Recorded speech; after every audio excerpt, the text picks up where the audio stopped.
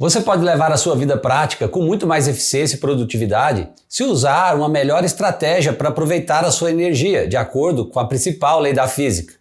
Nesse vídeo, eu vou traçar um paralelo mostrando como a análise de exergia pode ser aplicável para entender o desempenho humano.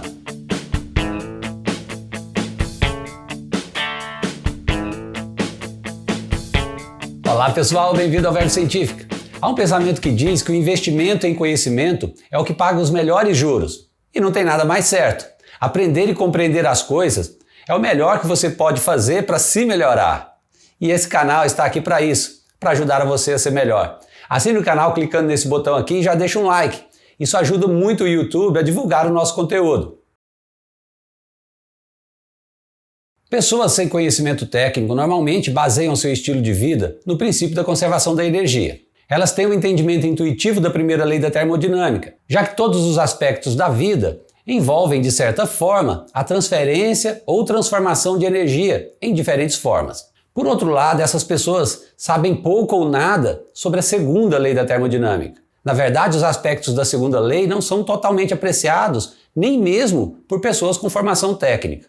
Isso é lamentável, porque as pessoas acabam com uma visão unilateral, incompleta da termodinâmica e sem nunca conseguir uma descrição precisa de algum fenômeno ou evento. Muitos fenômenos comuns podem servir como excelentes exemplos de conceitos termodinâmicos. Aqui eu vou demonstrar a relevância de alguns aspectos da segunda lei, como exergia, trabalho reversível, irreversibilidade e eficiência para vários aspectos da vida cotidiana, usando exemplos com os quais até as pessoas não técnicas poderão se identificar. A ideia é tornar o conteúdo da segunda lei da termodinâmica acessível e também encorajar a todos que usem esse conteúdo com mais frequência, tanto em áreas técnicas e também em áreas não técnicas.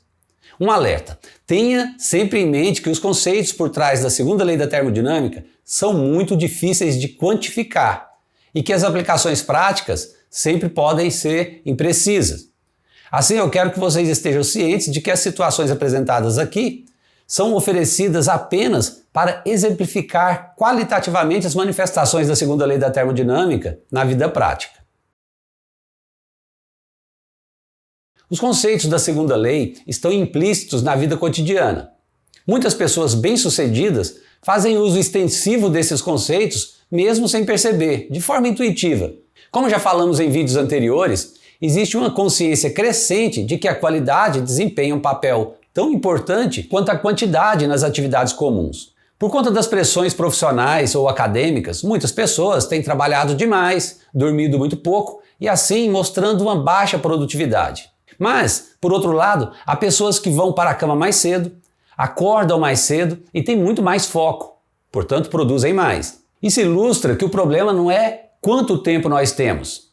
Isso está relacionado à primeira lei, mas sim à eficácia com a qual nós gastamos o nosso tempo. Isso tem a ver com a segunda lei. Uma pessoa que faz mais com menos tempo equivale a um automóvel que percorre mais quilômetros com menos combustível.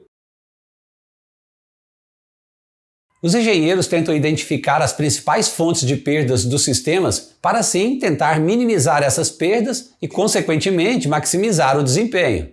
E na vida cotidiana, uma pessoa tem que fazer exatamente isso se ela quiser maximizar o seu próprio desempenho. A exergia de uma pessoa em um determinado horário e local pode ser vista como a quantidade máxima de trabalho que esta pessoa pode realizar naquele horário e local específicos. Não é simples quantificar a exergia das pessoas, porque isso depende das capacidades físicas e intelectuais de cada um. Escolaridade e treinamento, por exemplo, são fatores que obviamente aumentam a exergia de uma pessoa. Por outro lado, o envelhecimento diminui a exergia física de todos os humanos. E mais, ao contrário da maioria das coisas mecânicas, das máquinas, a exergia dos seres humanos é uma função do tempo. Isso significa que a exergia tanto física quanto intelectual de uma pessoa é desperdiçada à medida que o tempo passa, se ela não for utilizada. Só para comparação, um barril de petróleo nunca vai perder a sua exergia se ele ficar parado por 40 anos. Já uma pessoa perderá grande parte da sua exergia durante esse período se ela simplesmente se acomodar. Um trabalhador esforçado, por exemplo, pode fazer pleno uso da sua exergia física, mas pouco uso da sua exergia intelectual. Essa exergia intelectual está sendo desperdiçada. Esse trabalhador, por exemplo, poderia estar aprendendo uma língua estrangeira ou uma ciência, ouvindo áudios intelectuais ao mesmo tempo em que estivesse realizando seus trabalhos físicos. E isso também é válido para pessoas que passam, por exemplo, um longo tempo no carro indo para o trabalho. Espera-se que um dia seja possível fazer análise de exergias para as pessoas e suas atividades.